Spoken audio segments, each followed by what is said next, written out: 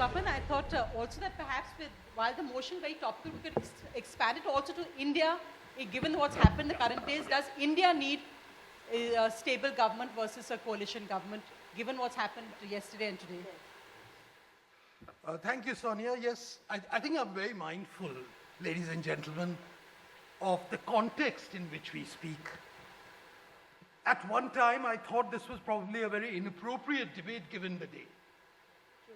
Partly because today we are facing a moment where national solidarity, rather than national differences, should be highlighted. Nevertheless, I think when the Debating Society of India organized this debate, they were not soothsayers and they didn't anticipate it. So rather than sour their program, I think we'll do a bit of play acting for the moment and pretend that it's normal times.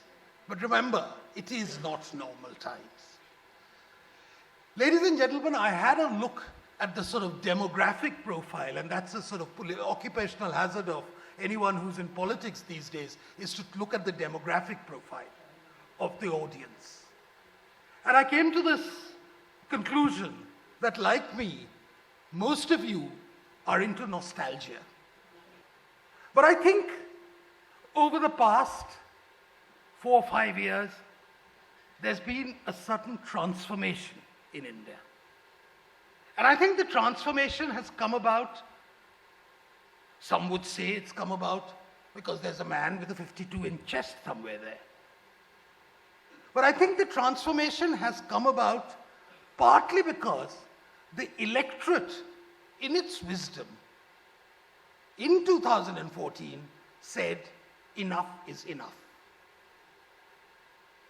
And that there is a need, if this country is to survive, if this country is to go ahead, if this country is to get out of the stigma of being a sort of, unfortunate third world nation, then we need to be a little more decisive in our choices. And that decisive choice is what confers certain advantages to a prime minister.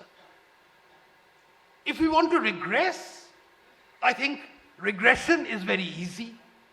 If we want to go back to the days of where the next 24 hours is going to be crucial, whether the government will survive, whether we do not know how to deal with certain attacks, where we cannot exercise the more difficult options, where we cannot roll back for the first time in 50 years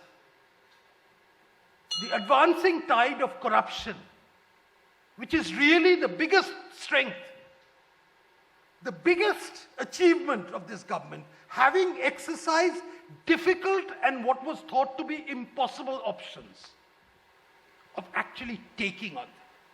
If we want to vote in the coming elections for another election, if we want to make elections an annual affair, then I suggest we exercise the choice of coalitions. Otherwise, we are on a good path. Let us stick to it. Thank you very much. So according to you, Rafale is an act of charity and contribution to the larger, underprivileged class of India, and Rafale is obviously just a figment of a wild imagination of the opposition. I think it is to a very considerable extent a figment of your imagination. It was an imagination which didn't appeal to people like the Supreme Court of India. It was an imagination that didn't appeal to the Comptroller and Auditor General. And therefore, it must have been an imagination which was slightly limited in its scope and magnitude. I think the most important thing I want to say is that, this is a more serious point, is that corruption in India has not ended, but we have started rolling back the tide of corruption. Both coalitions, governments, as well as single-party governments have succeeded and failed. It's clearly a single-party government. We've had terrible examples. The emergency, we had demonetization, we had license permit Raj. They were the product of single-party governments. And there have been good coalition governments, the Rainbow Coalition in Germany, which presided over the golden years of Germany's economic growth. So I'm not persuaded by you that necessarily it is single party growth. However, I also am sympathetic, because I'm not either on one or the other side. I'm sympathetic to the fact that India's political culture, it depends on a country's political culture. And in India, the issue is not accountability when you have an election every month. The issue is state capacity. And what we need to do is to enhance state capacity through major reforms. And that I personally think, I can't imagine a coalition government doing that. I think, Gurcharan, you're quite right. There are certain countries where, because of the vagaries of the electoral system, you always have coalitions. Germany is one, Israel is another. You always have. You cannot probably envisage a situation where you don't have coalitions. But there are coalitions and coalitions. We, I believe, and I think the first word in the subject talk about India. India. We are talking about the coalition culture in India. And Mr. Karnik is here, who's there from, who spends a lot of time in Bangalore. I think he might know the experience of what coalition culture does in Bangalore. We also have a certain situation where in the past we have members with 2 or 3 member parties which can put a veto on an entire system. But I think we started this a little bit backwards, so let me begin perhaps with the introduction for this evening, and welcome to the Great India Debate and the panel of very interesting speakers on both sides that we have with us. Let me just say the focus, of course, is whether India's growth story, can we afford another era of coalition politics? But I think all of us here would agree that today, with what's happened, the events of this week, the focus also is whether India can afford another era of coalition politics, looking at the focus from national security to the economy to, of course, our political culture. This is the age of science and technology. And it would be good if our views and discussions are informed by evidence-based facts and are data-driven and are rational, therefore. And when you look at some of the science, let me just take 2 examples. If you look at genetic science and biology, you will hear that inbreeding is not good. You need diversity of some kind. If you go to botany, any forester and plantation expert will tell you monoculture is bad. It depletes the soil, and while it may help to grow plantations, after that, it's not terribly great. So you always tend to mix things and put them together. A sociologist will tell you that a diverse society tends to be not just more successful, but happier. And an economist will tell you, and I come to India now, that many of our most successful years on the broad spectrum of economic indicators, and I know the figures are subject to a great deal of dispute, especially now, but you will hear, and you can see some of the figures at least, subject to changes up and down, that the good years have been equally, if not more, those years when the country had a coalition government. And I don't talk of GDP alone, which has become the only measure. If you look at poverty reduction, if you look at important health indicators, whether it's infant mortality or maternal mortality, you will see that coalition years have been at least as good, possibly, in many cases, even better. I think these are strong arguments to look at what happens when you have a coalition versus a strong single-party government. And I think these are things that we pick up from the hard sciences, the physical sciences, and a little bit from the softer sciences like sociology and economics. Now let me speak a moment or two specifically on the politics and the governance. You know, he's gone, but Dr. Patra talked of the virtues of a strong government. And I don't doubt that there are many virtues, not just some. But when you look at India, you realize, as is true elsewhere in the world, that strength is not really stability or not necessarily stability. We have had very stable coalition governments. This concept that coalition governments is a hotspot that come for a month and then disappear is not true.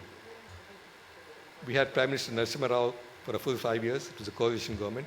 We had Vajpayee ji, who spent 5 years as the NDA Prime Minister, also a coalition government, and a true coalition, not a coalition with one major party and a lot of small parties. So the argument that a strong government ensures stability may be true, but the reverse is not. That just because you have a coalition, you won't have stability, I don't think is true. Purity, even that's such a controversial issue nowadays as well. Who'd like to rebut? I want to just not ask you a question, sir. I mean, No, you have to ask a question. No, but the motion was India's growth story. Now, if you start talking about creativity, X, Y, Z, that's why I was asleep. I'm just trying to tell you that, look, we have to focus on the subject. The subject is, does coalition help growth or not? Now, if you get into areas which are But growth isn't just GDP. No, one second. I'm just, can I speak? No. I mean, you don't speak on his behalf, no? You're the No, anchor. but I'm the moderator. So that's all I'm So saying. you're No, saying all I'm saying is that, look, maybe I've got the subject wrong, and maybe in 6 minutes, we can get into a lot of areas on what coalition and non-coalition can do. But I think we should just stick to the fact, does it help India's growth? Economic growth is what we are talking about. And whether you talk about, yes, health you must talk about, how do you uplift poverty and all, 1 or 2 points you made. But the rest for me were generalities which everybody'd agree with. I mean, in a debate, you have to start speaking in a manner where it relates. That's all I'm saying. So we've got enough people on my side to ask. When you questioned me, I was just saying, I'm not going to ask Let anything. Mr. Karnik go. Thank you, Sunil, and thank you for telling me that I was off track. I agree with what you said. No, just want to say that growth is not unrelated. In fact, it's centrally related to creativity and innovation. And you know this as much or better than I do. So I don't understand your point about it not being related. And as you said, to me, growth of the country is not just about economics. I don't see the word economics somewhere there, by the way. I see growth story. To me, growth is also growth about individual human beings, their health, their well-being, their education. It's not just about, our GDP is 7.5%. Who cares what the GDP is? What I care is, have I got a job? Am I getting a meal? Am I living a comfortable life? Have I got a house? Shazia Ilmi now for the motion. Friends, I feel both honored and humbled to be amidst this constellation of luminaries, both on the stage and in the hall. Thank you for having me here. It also gives me immense joy to represent the motion, Can India Growth Story Afford an Era of Coalition Politics? My answer is a firm and an emphatic no. Our former Prime Minister Manmohan Singh could not have been more candid in describing his own predicament when he admitted that he had to make some compromises on the reinduction of DMK's A. Raja into the cabinet in 2009 as telecom minister, despite complaints against him. My compulsion is that I have to bear a lot. Some compromises have to be made in managing a coalition. Friends, let's look at the lifespans of preceding coalition governments. The Morarji combine lasted 2 years and a few months. The Charan Singh dispensation could not even face the parliament and went out in 6 months. The next coalition of VP Singh's Ji lasted a mere 11 months. Of course, Arif Saab will tell us more about it. Chandrasekhar's was even more short-lived, 4 months before he lost his majority and elections were called, and 6 before he formally submitted his resignation. H.D. Deve Gowda survived under a year, my friends, and I.K. Gujral succeeded him barely for 11 months. These years have seen coalition becoming synonymous with compromise, where scruples were thrown asunder. And can a nation be subjected to this charade of musical chairs when it comes to the office of the Prime Minister? When the scruples are thrown asunder, it is done only to accommodate pelf, power, and portfolios. And we've seen too long an innings of that. And none of us are really nostalgic about it. Shwapan Das Gupta is not there. No, we don't look upon that era with poignancy at all. Cut to the present. Let's look at a good old Karnataka, the state where Kiran Karnik ji comes from. Karnataka state is a life example of how people's mandate takes a huge beating because of political opportunism. Atal Bihari Vajpayee, he talked about the coalition dharma. Of course, the later Prime Minister after him, Manmohan Singh ji, talked about the compulsions of coalition. But Kumaraswamy's contribution to the lexicon of Indian politics is coalition depression. In 2008, barely a week after he was inducted as the CM, and we know how he was made the CM, he burst in copious tears and he said, "You all are happy, but I'm not. I know the pain of running a coalition government. I have become like Lord Vishwakant and swallowed the poison of this government." Friends, don't be mistaken, and I want to make this clear, Kiranji, especially for you. I'm not dismissing the idea of a coalition completely or entirely. After all, NDA is a coalition of 30 plus parties. BJP believes in politics of consensus, and despite having a clear majority in Lok Sabha, it reached out to its allies and other parties and weaved them together in the current dispensation that we have today, in which we have the presence of Akali Dal, Shiv Sena, LJP, Apna Dal, and all in the union cabinet. I'm merely here to warn you about the motley crew of erstwhile warring factions, ideologically opposed rivals, coalescing solely for personal gain. The choice is between chaos and clarity. The choice is between the corrupt and the compromised, and the clean and the competent. I scratch your back, you scratch my back. No, my friends, we don't want to become a nation of itchy back scratchers. We don't want the namby-pamby, willy-nilly, ineffective leadership of hollow men. We need a decisive, strong leader, a visionary like Invictus, to lead our great nation to greater heights. Jai Hind. But I'm going to get Shazia, the opposition, to ask you two questions. Two questions, of course, come when you spoke so eloquently about coalitions was BJP AIDMK, which were the BJP is accused of corruption, and of course BJP PDP, which is the most ideological opposition alliance that we've seen. But let me hand it to the opposition to interject. Priyanka, go ahead. So, firstly, Shazia, I was very impressed with your well-prepared speech. I'm sure it was prepared before the 14th of Feb. Secondly, the time stopped ticking, just like the growth story of India stopped ticking ever since the single largest party majority government came to power. My questions, however, are very specific to you, Shazia. You, while in your very well-prepared speech, you did mention a lot of things. You spoke about how you brought coalitions together, about opportunistic alliances. You brought people's notice and attention to Karnataka. You have to give me 30 seconds. You've taken 8 minutes, please. So my question to you is very simple. What is your opinion about your coalition in Jammu and Kashmir? What is your opinion, please allow me to complete. What is your opinion on your coalition, which still prevails in Maharashtra, and the BJP Shiv Sena coalition? That's my only pointed question to you. So in J&K, clearly there was the mandate was divided. There was a choice not to have a government in place in a state like Jammu and Kashmir. There was a common minimum program, according to which PDP and BJP decided to come together. After a point of time, it was rendered untenable and could not have continued, which is why BJP pulled the plug, for there seemed to be no choice whatsoever.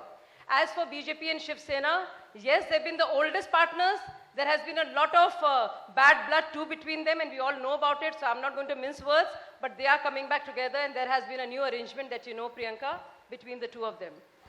Right, well, since we're running out of time, let we go straight to Priyanka Chaturvedi, who's speaking against the motion. Go ahead, Priyanka. So, as they have clearly mentioned, I vote against this entire motion, and I have reasons to do so. Swapanji was very nicely being nostalgic about the golden era, olden era, and was speaking about the license Raj.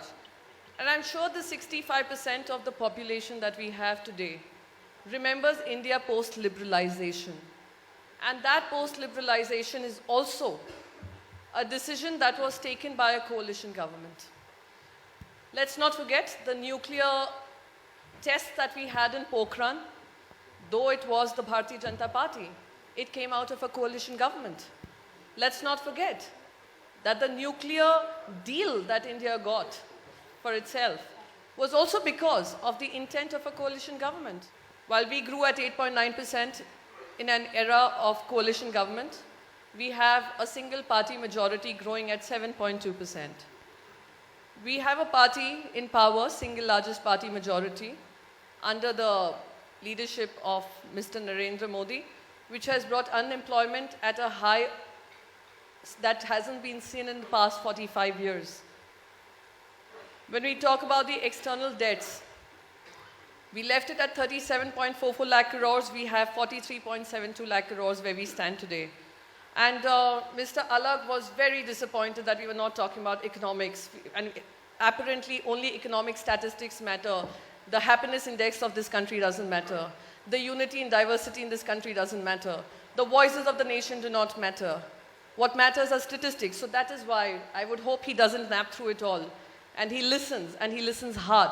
as to how the economy has suffered. However, when we talk about coalition, it is fine enough for you to remember the past era, the 11 months, the 12 months, etc.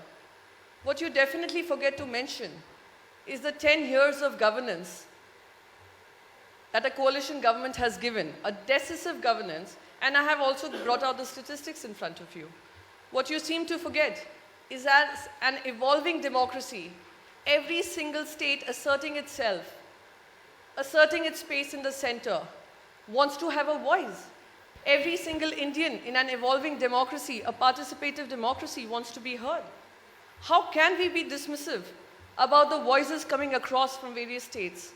How can we be dismissive about people's aspirations who have voted these regional parties with the hope and desire that they would live up to the expectations of the state and what the state is looking for? How can we be absolutely ignorant about the fact that today in a democracy, when we talk about it being participative, should also be accepting the various contours of political affiliations and political associations? It's very interesting that ma'am spoke about Karnataka, and that is why my pointed question to her again and again and again. That today Jammu and Kashmir is facing the worst ever crisis because it saw an alliance of opportunism. It was not an alliance of growth story. It was not an alliance of development. And we are suffering the consequences of it. So coalition is not about just one particular individual wanting to decide what the fate of this nation would be, like a demonetization. A coalition is about the voices, various voices, respecting those voices, adhering to those voices, and building a consensus that will lead towards nation building. I think very, very interesting points raised, but I think the fact remains that with the events of this week, is it a time that when India, and I again say not just of the growth story, but does India prefer a stable, strong prime minister as opposed to a coalition government which may have weaker prime ministers? That's also a central argument. But let me also take this now to the opposition. Any questions? Priyanka, you talked about you made the point about the Smiling Buddha project of Indira Gandhi. And then, No, actually it was Pokhran, Atal Bihari Vajpayee. But that was actually given, the credit was Indira Gandhi's. It was a correction, so you scored a self-goal because that was actually done by Indira Gandhi, which was carried on by Vajpayee. Both, yeah. So I just wanted to correct you. Right. So you're taking the credit from your leader. Because Indira Gandhi is everybody's leader. So I'm giving you your credit. Yes. So Smiling Buddha was Indira Gandhi's absolutely. thing. She started it, which was carried on by Atal Bihari Vajpayee. Yes. So let me also. So that's the point. What's your and question? the second point that I want to make is all the examples that I've quoted. This is your leader and our former Prime Minister Manmohan Singh, who talked about the compulsions of coalition and his utter helplessness. Sonia, the CAG quoted and said he is utterly powerless. Vinod Rai talked about it, and so there was certain helplessness associated with it. Okay, very interesting. So firstly, Mr. Alag, let me tell you, there were no questions being asked of you. There were just some remarks that happened during the debate that I was responding to. And I think that is what a fairly healthy debate is about, right? Thank you so much. Now about jobs, that's a question even we are asking. Where are the jobs? And that's something I mentioned. Unemployment at its highest in 45 years is a question. When you talk about entrepreneurs that you have created, the question next to you is, how many jobs has Mudra been able to create when your average loan size is about 25,000 for everyone who's seeking a loan? Now, secondly, to Shazia, she said, of course, it is Indira Gandhiji's project, the nuclear test, what carried under her supervision. I was only taking it forward about the coalition era politics, which saw it taking forward under a coalition government of Mr. Atal Bihari Vajpayee. So I'm also giving credit where it's due. With regards to your second point was about leadership, strong leadership. Utter helplessness of Manmohan Singh, which he admitted publicly. I shouldn't say, when you look at statistics, I wouldn't say, and I would beg to differ, that it is time that we realize that there was no weak prime minister. So he was a prime minister who spoke his mind when he had to. He spoke through his work. His work has spoken for itself. And here today we are facing a crisis where we are all talk, but as far as action is concerned, it is really missing on ground. That is all I'd like to end it with. Thank you. Let's move to our next speaker now, Mr. Arif Mohammed Khan, for the motion. I think one of the great lessons which we can learn from our hoary past, our great Indian philosophical, ideological traditions is that things are never black and white. There are always many other shades in between. And I'm very grateful to Deepak Verma ji because I had told him on telephone that you have decided that I should speak for the motion. I said, if by coalition you mean political instability, uncertainty, race to grab the power for personal aggrandizement, then I'm all for this motion. But if you are talking about parties combining together, committing themselves to a common program, working unitedly, then I do not see the point in choosing this topic, because today in our country, when we are only 3-4 months away from the election, there is not a single party which is going to the country and taking the stand that we want a single party government in India. There is no party. So we are debating the whole thing in vacuum.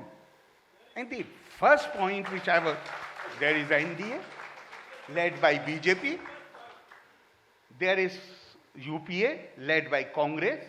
So we have, on both sides, we have coalitions. But since I had made that point earlier, that Indian tradition gives us this lesson. Here I would like to give you one anecdote and one quotation. Basically, the point I am making that we should not try to deride coalitions. First of all, there is no political combination. There is no political party who is going to the polls singly. My point is that India has this genius of creating harmony out of diversity, unity in diversity. We should not be afraid of getting into coalitions. We need not deride the coalitions, but at the same time, if coalition means instability, if it means uncertainty, then certainly that cannot be accepted. Thank you very much. Any question? Balance both sides very well, sir. Mr. Charandas, why don't you go ahead to speak? I think for Arif Muhammad Khan and for myself, the podium should have been in the middle. Because, frankly, both coalitions and strong single-party governments can fail. And the question is the political culture of the country and the needs of the country which can decide this. And of course, Italy is the perfect example of what is wrong with the coalition government, because their average life of an Italian government is 1 year over the last 70 years. And it's always a coalition government that brings it down. Now let me turn the other way. What the damage that single-party governments have done in our country. I've already sort of preempted myself, but number one, the emergency was one of the worst, lowest point in our history. Second, demonetization. I happen to agree with those people who think that demonetization was a disaster. I think the point here is that neither coalition governments nor single-party governments can ensure you the delivery of results. Both can make mistakes. Thank you, Mr. Das. Key questions raised there. Let me now get on to a situation, what I mean by coalition. Coalition of dependence is what you have to avoid. What is happening in MP today is that you have the Congress with 114 seats and 1 seat of SP and 1 seat of BSP. That is the worst kind of coalition, because you're depending on 2 individuals for your government to stay in power. A coalition of the same ideology, whether it's Shiv Sena or whether it's BJP or whether it's X, is not a coalition in my mind. So when I say that for the future of India, as everybody has said, the growth story, it depends on the fact that we do not ever have a coalition of dependence. It is not the numbers that matter. It is not the question of one or two. Vajpayee's government came down because of one person. Again, there was utter chaos when CPM withdrew its support from the Congress, and they didn't know what to do at that point of time till Mulayam Singh Yadav came along and supported that government. So if you have different ideologies together, and if you think you are forming, then you get into what RFG was saying. It becomes a question of how to stay in power. It is not a question of moving in one direction. Of course one makes mistakes in any coalition. Today Raghav is here and I was reading your budget your government was presenting. In spite of not getting statehood, in spite of not getting done, we've done all this. Can you imagine if they were running a coalition, what would have happened to them if they had 5 other parties? In spite of them having this, they've got into a problem. So what I'm trying to say is avoid coalition of dependence always in your life. That is what I'm standing for. And economic growth means what? I'm talking about economic growth for India for the next 10 years. Why do you need one particular party? Vote for BJP, vote for Congress, vote for whoever you like.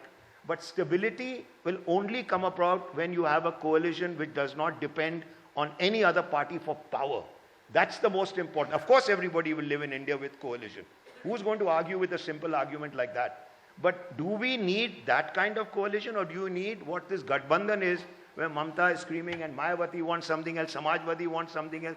Then you have a complete khichdi which you have spoken about, which has to be avoided at all costs, because the khichdi is going to go out of your hand in a matter of 6 months or 12 months if you have different ideologies together. You know why there are no questions for him? Because he said, we agree coalition has to be there. It's a kind of coalition that is important. that's So he's what I basically said. been batting from our That's what side. we're all saying. I mean, That's thank you what very I'm much, saying. Sunil. Thank you very much. Everybody It's not said. necessarily for us, because currently the NDA government is a coalition in that sense. Yeah. So So basically, it's not for us. no. Since he was arguing that you have to take a position, he took a position and he said coalition is good.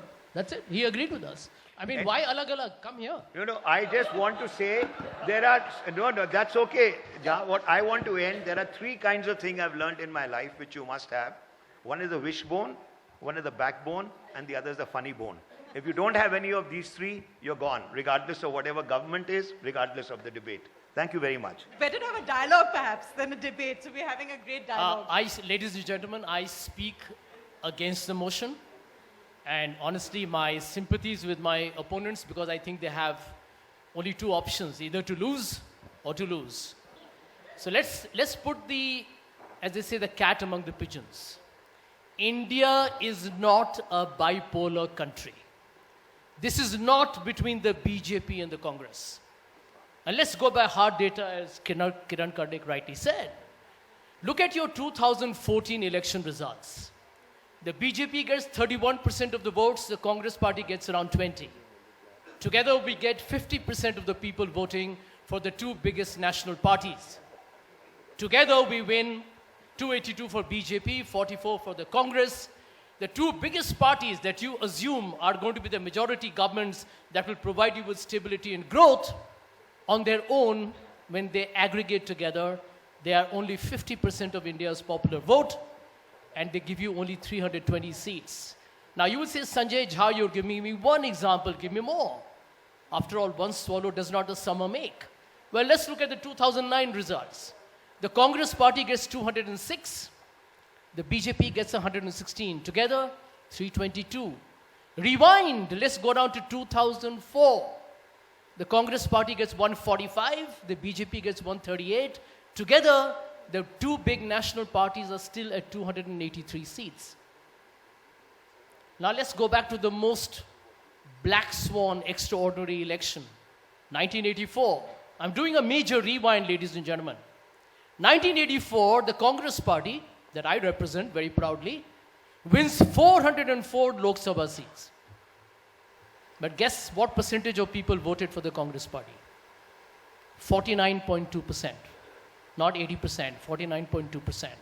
So the first thing that we need to understand, because I think we disrespect our diversity, we actually expose our ignorance of the very country we live in when we say that majority rules. Well, let me tell you, 51% of the people, even in 1984, when the Congress party got 404 seats, did not vote for the Congress party. Between 1984 till now, and I can go even backwards, 50% of India has voted for somebody else.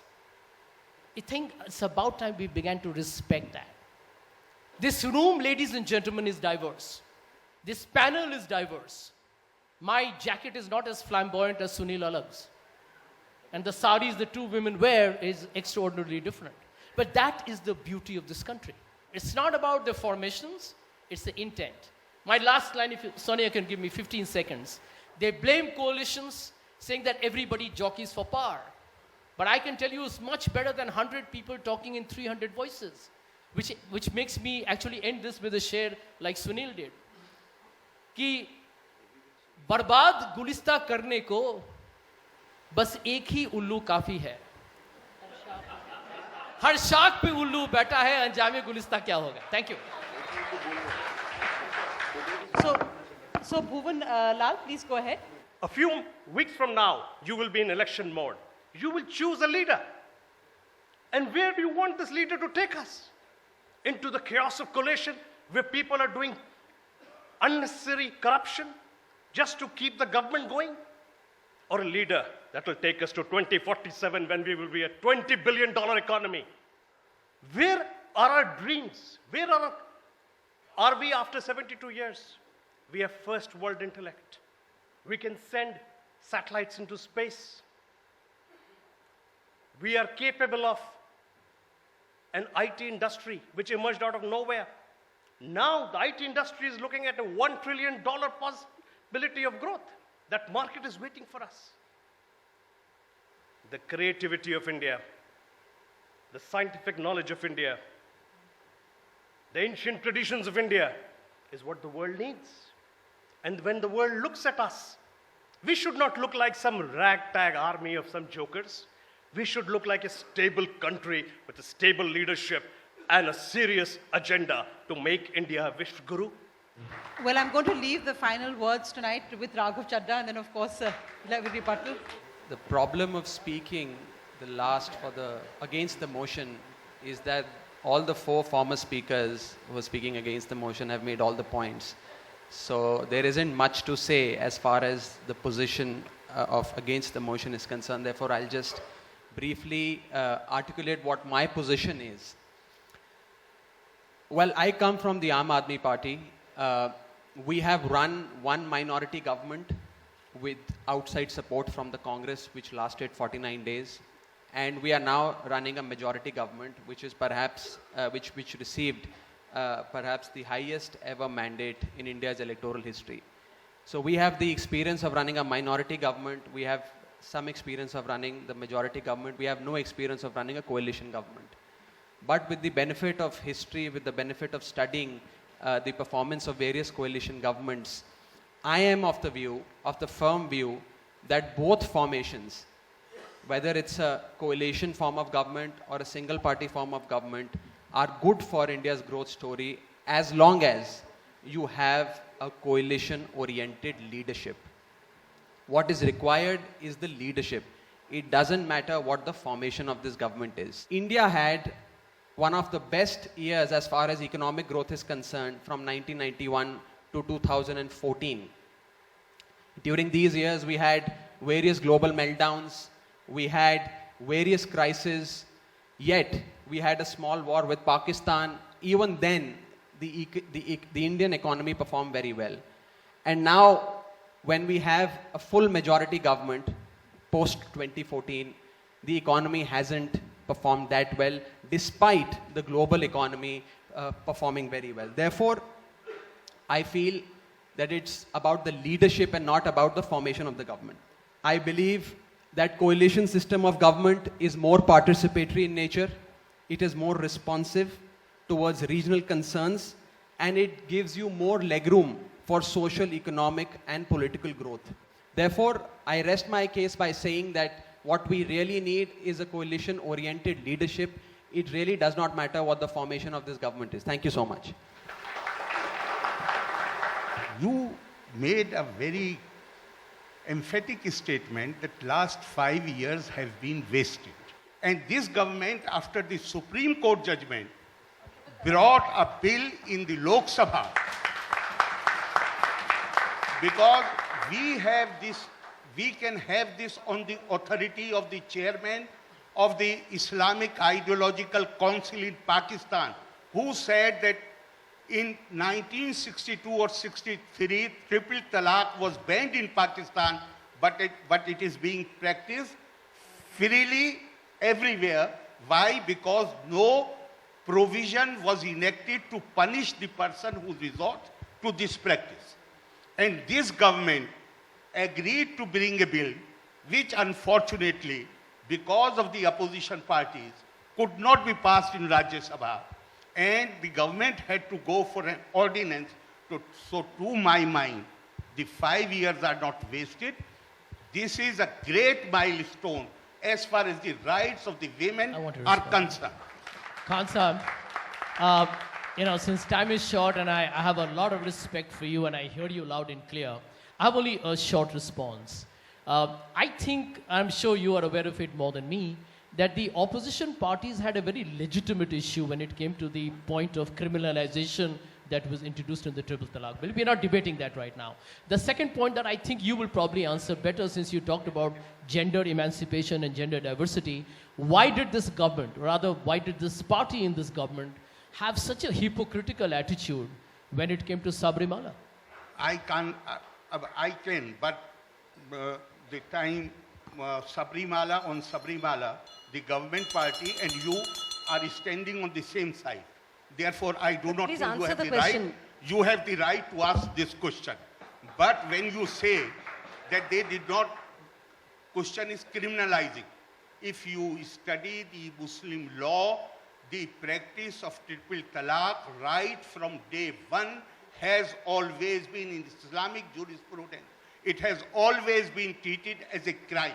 I think that's a very important point. I think the point of women's rights is a crucial one, and hypocrisy on all sides on some issues, but the triple talaq being abolished, the ordinance has been a good thing. It's helped women. It doesn't matter what religion they're from. It's a major step forward for women's rights. So that's the end of our dialogue, our debate. Thank you all very much for being here. Thank you.